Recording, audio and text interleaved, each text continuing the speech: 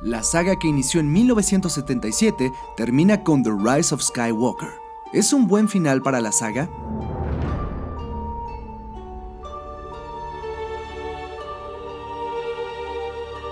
El emperador ha regresado y se ha colocado entre el camino de Rey y Kylo Ren.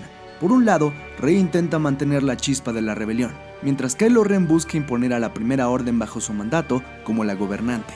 Ambos cruzarán caminos en su búsqueda por ganar esta última batalla. Vamos a dejarlo claro desde un inicio. El director y coescritor J.J. Abrams la tenía difícil, muy difícil.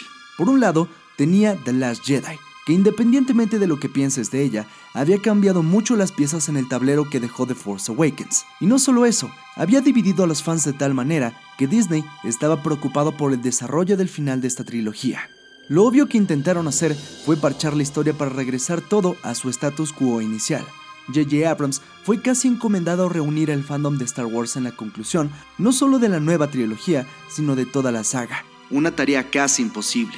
Y demuestra que de hecho sí, es imposible. Tan solo de las primeras reacciones se puede notar que dividirá a la audiencia una vez más. Y yo lo atribuyo a algo sencillo. The Rise of Skywalker es más The Force Awakens que The Last Jedi. Pero todo lo que dejó The Last Jedi irremediablemente hace que la trama de The Rise of Skywalker se sienta forzada. Para empezar, la aparición del emperador viene absolutamente de la nada. Es obvio que el lugar de Palpatine iba a ser ocupado por Snoke, pero dado que está muerto y J.J. Abrams quería regresar a la idea de The Force Awakens, tuvieron que regresar a alguien con esa figura de poder. El problema no es que Palpatine regrese sin ninguna explicación real. El problema es que es notorio que buscaron algo que por default les gustara a los fans, aun cuando no fuera orgánico en la historia. Si Palpatine hubiera reaparecido en el despertar de la fuerza, o tan siquiera hubiera dado un guiño a que él estaba detrás de todo, tendría sentido. Pero no, realmente está ahí para reconciliar al fandom. El problema es que dada su repentina aparición, el emperador no tiene vínculo real ni emocional con Rey ni Kylo, no más allá del que la película quiere forzarnos a creer.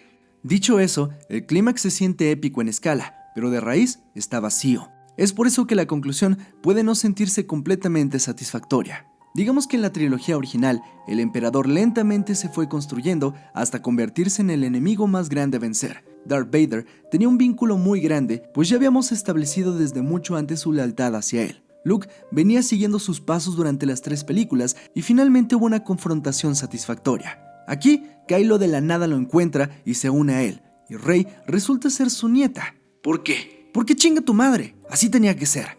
Y no culpo totalmente a J.J. Abrams. Como digo, era complicada la tarea, y con el fin de tener un producto que medianamente trajera satisfacción a los fans, sacrificó todo el argumento en pro de esto. La cuestión es que Disney debió tener un plan muy claro desde el inicio de qué quería hacer. Incluso con la partida de Abrams, debieron seguir firmes. Probablemente cuando Rian Johnson tomó el control, creyeron que ese camino sería el indicado. Pero dada la respuesta mixta, decidieron regresar a la segura. Y es que la conclusión se siente extremadamente sacada del regreso del Jedi. Algo que no es extraño para Abrams, pues The Force Awakens es casi igual a New Hope. Sin embargo, regresar, a pesar de que es lo que muchos querían, es casi imposible argumentalmente hablando, porque necesitas crear agujeros argumentales para que todo encaje.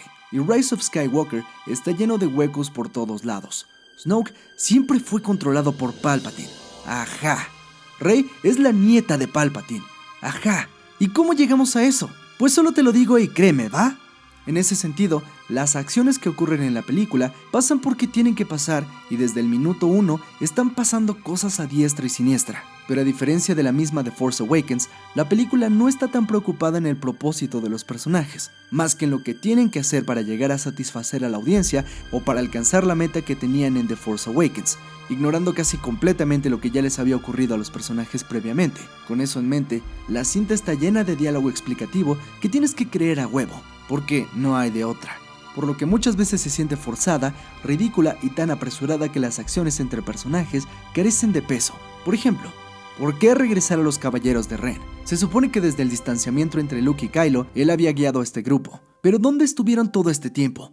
¿Por qué salir ahora nuevamente? Ninguno de ellos tiene personalidad, ninguno de ellos tiene un propósito en la historia más que estar ahí navegando a la deriva.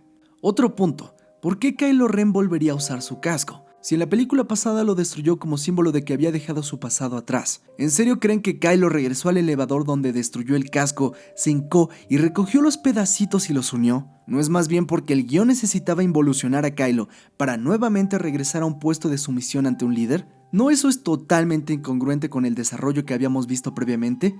Pero no todo es malo, supongo. En el asunto de la congruencia y sobre todo en la evolución de los personajes se siente todo muy acelerado y ultra explicativo para que a huevo creas lo que está pasando. Sin embargo, dejando toda tu incredulidad a un lado, es posible que The Rise of Skywalker sea disfrutable. Prácticamente te tienes que rendir a cualquier pendejada que te quieran vender, porque a pesar de todo, hay una resolución para los personajes que es justa. Kylo por fin llega al punto sin retorno, no sin antes redimirse. Rey por su cuenta, a pesar de ser una Palpatine, sigue siendo una donadie que prueba su valor con el legado de los Jedi atrás. Hay grandes batallas y llegan las esperadas peleas con sable láser que tanto habían faltado en esta nueva saga. Es imposible ser inmune a la música, a los guiños del pasado, a la aparición final de Luke y a la apropiación de Rey como un Skywalker, a la sonrisa de Lando junto a Chewbacca manejando el halcón milenario, a escuchar las voces de los antiguos maestros Jedi que guían a Rey en la oscuridad. Sí, es emocionante, porque bien o mal, Star Wars tiene un legado tan enorme que logra soportar una película que en otras circunstancias sería totalmente incongruente y forzada. El único problema es que se siente tropezada la historia, ya sea que decidieran ir desde un inicio más apegados a The Force Awakens o se hubieran comprometido con lo que cambió de Last Jedi, debió de ser planeado con antelación, una historia que todos estuvieran de acuerdo en contar. La falta de liderazgo y de huevos en comprometerse a contar una historia más allá de lo comercialmente viable es algo que le faltó a los productores y a Lucasfilm.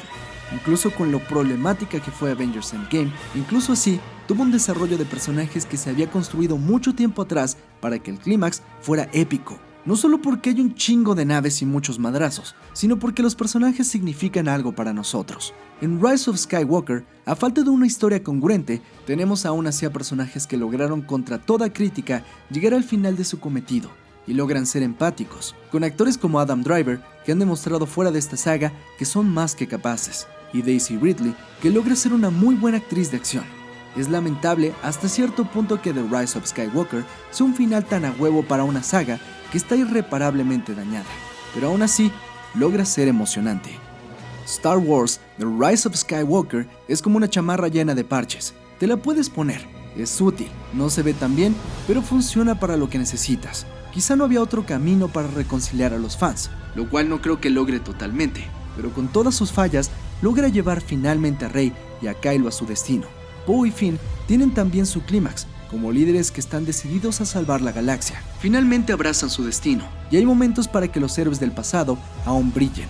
A pesar de lo forzada y absurda que es la historia en partes, carente de explicaciones y llena de huecos, Star Wars demuestra su peso en el legado, un legado inquebrantable, que sí, sobrevivirá a pesar de esta nueva trilogía, a pesar de todo.